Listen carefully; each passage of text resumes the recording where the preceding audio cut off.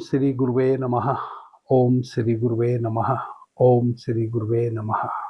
The dark light channel पर आप सभी मित्रों का आज की चर्चा में मैं स्वागत करता हूं। आदरणीय मित्रों, यदि किसी भाई बहन को कोई व्याधि नहीं है परंतु देखने से लगता है जैसे व्याधिग्रस्त हो, शरीर में कोई व्याधि डायग्नोस नहीं हो रही है, किसी चिकित्सक के पास जाते हैं, वह सभी प्रकार से जांच करता है परंतु यह नहीं पाता कि कोई व्याधि है। उसके उपरांत भी यदि शरीर सूखता चला आ रहा है, निस्तेज होता आ रहा है, चेहरे की चमक खो गई है, आंखें खड्डे में जाती जा रही हैं, सारा तेज समाप्त हो गया है चेहरे का, भूख प्यास लगनी बंद हो गई है और ऐसा भीतर फील होता है कि शायद आपको कोई गंभीर व्याधि है। बुझे बुझे रहते हैं, आलस रहता है, मन दुखी रहता है, निस्तेजता आ ही चुकी है,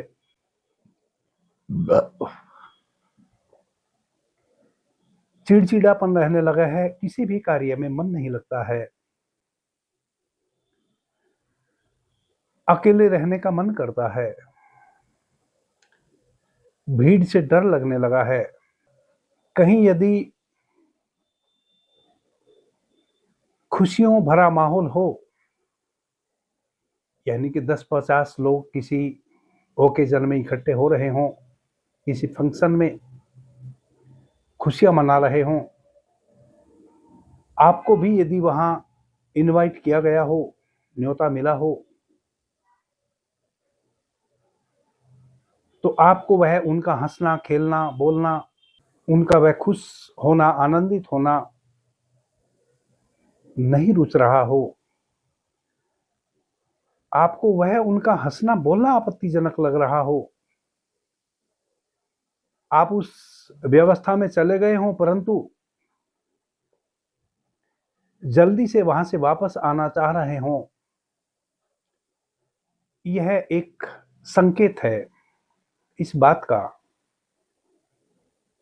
कि आप बीमार तो जरूर हैं परंतु आपको कोई शारीरिक व्याधि नहीं है।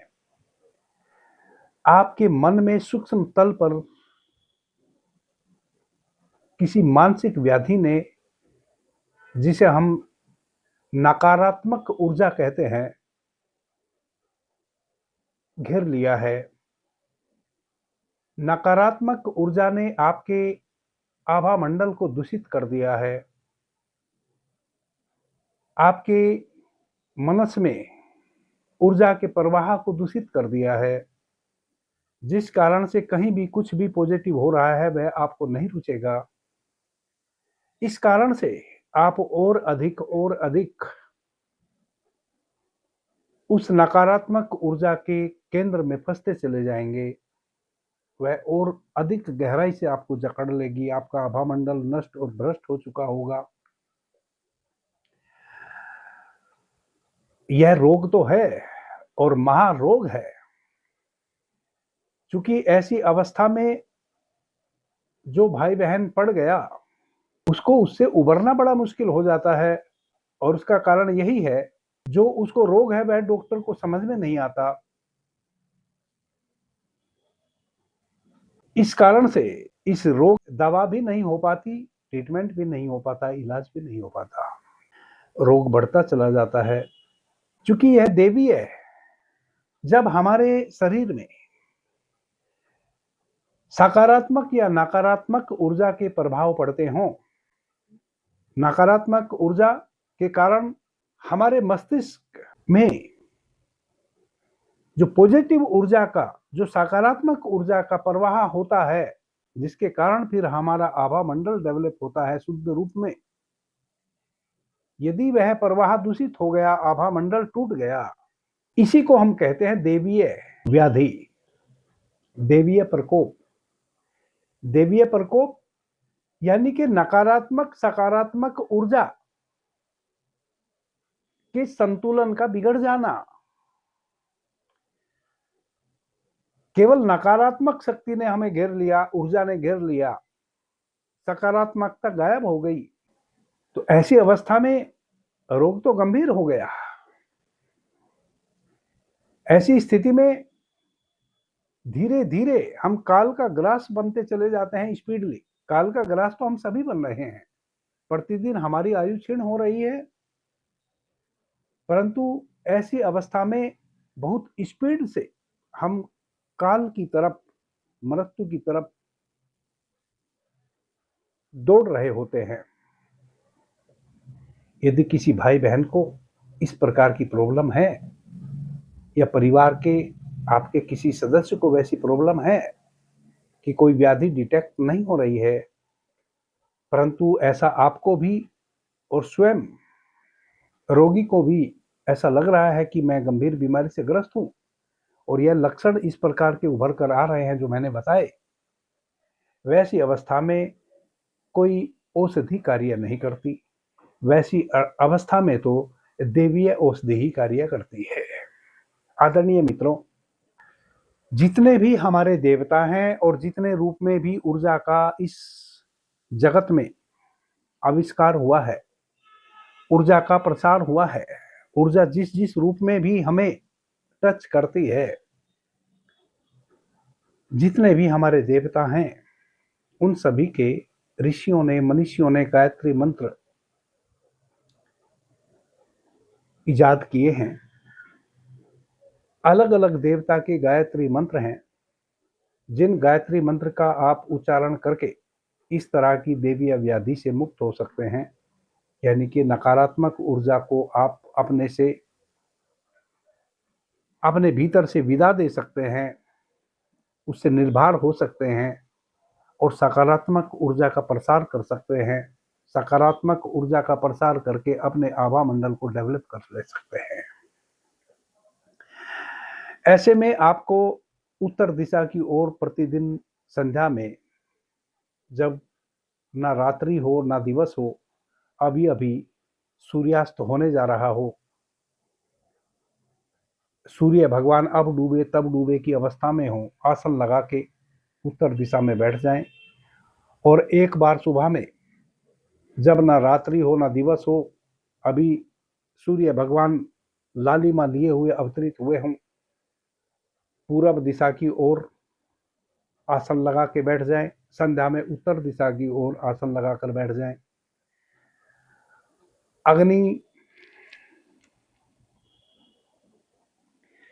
श्री अग्नि गायत्री मंत्र का जाप करें 108 टाइम, तो सप्ताह, 2 सप्ताह, 4 सप्ताह के अभ्यास से ही उपरोक्त समस्या जो मैंने कही, उससे आपका निस्तारा हो सकता है। यदि कोई इतना गंभीर उपरोक्त व्याधियों से ग्रस्त हो गया है कि वह इस उपयोग को ना कर पाए, तो परिवार का दूसरा कोई सदस्य श्री अग्नि गायत्री मंत्र का उच्चारण करके एक पानी को अपने पास एक तांबे के लोट पात्र में थोड़ा सा शुद्ध जल भर के रखे, 108 टाइम श्री अग्नि गायत्री मंत्र का उच्चारण करके इस भावना के साथ कि वह ताम्र पात्र में जो आपने जल भर के रखा है, वह इस मंत्र की शक्ति को स्वयं में ऑब्जर्व कर रहा है। परिवार में इस प्रकार के रोगग्रस्त व्यक्ति को थोड़ा सा पिला दें और थोड़ा उसके ऊपर छींट दें और थोड़ा उसके नहाने के पानी में मिला दें। ऐसी स्थिति में भी सप्ताह, 2 सप्ताह, अधिक से अधिक 4 सप्ताह में घर में यदि वैसा रोगी है, संपूर्ण रूप से लाभान्वित हो सकता है। मंत्र नोट कर लें। जब मैं मंत्र आपको बता रहा हूं तो स्क्रीन पर भी यह मंत्र चल रहा होगा, आप इसको लिख लेंगे। हो सकता है मेरे बोलने में आपको कुछ अंतर समझ में आवे, जिस कारण से मैं लिख के भी चला दे रहा हूं स्क्रीन में, ताकि आप किसी अक्षर का, शब्द का अन्यत्र अर्थ ना लगावें, वैसा ही शब्द से उच्चारण करें जैसा श्री अग्नि गायत्री मंत्र के अक्षर है। मंत्र इस प्रकार है: ओम महाज्वालाय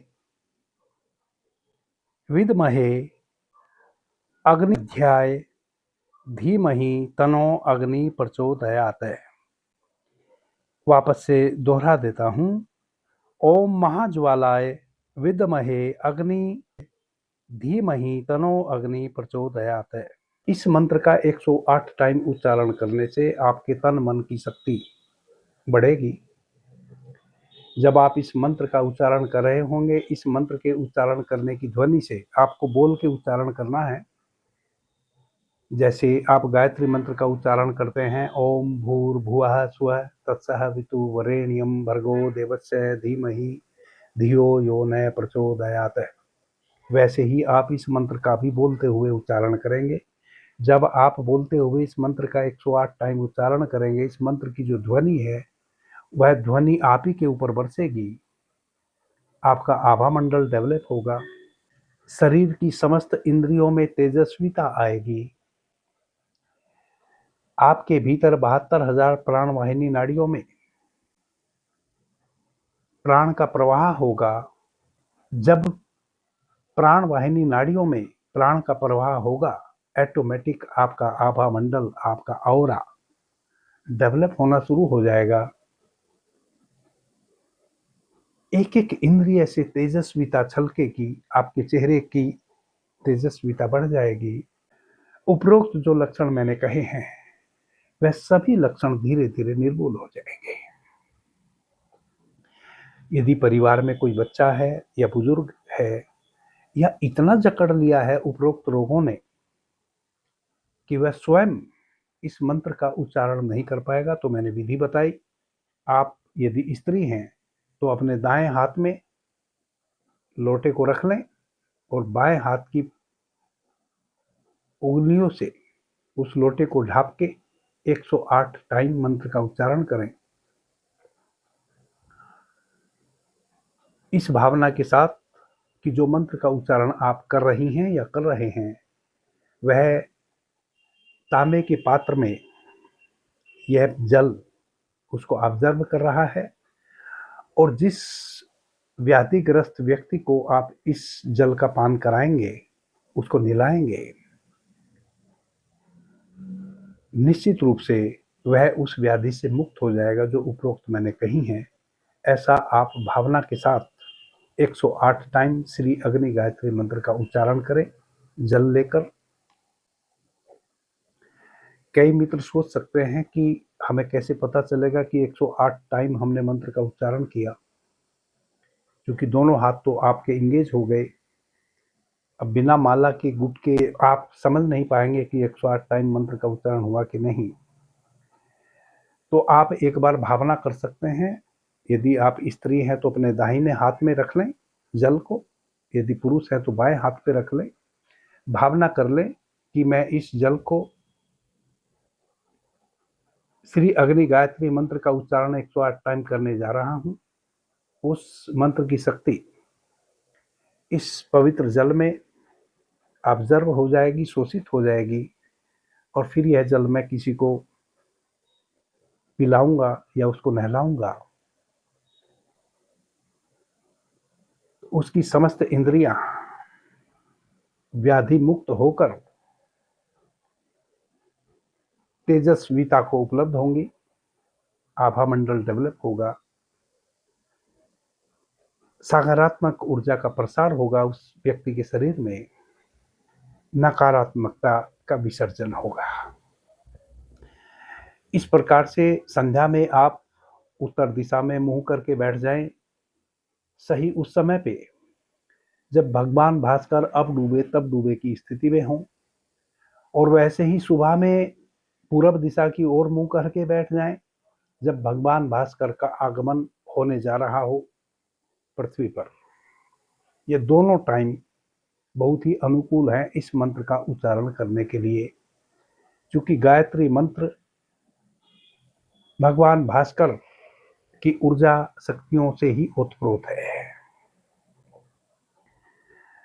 अभी के लिए इतना ही। आपने मुझे ध्यान से प्रेम से सुना, उससे मैं बहुत अनुग्रहित हूँ। सभी मित्रों को मेरा प्रणाम, धन्यवाद। जय श्री राम।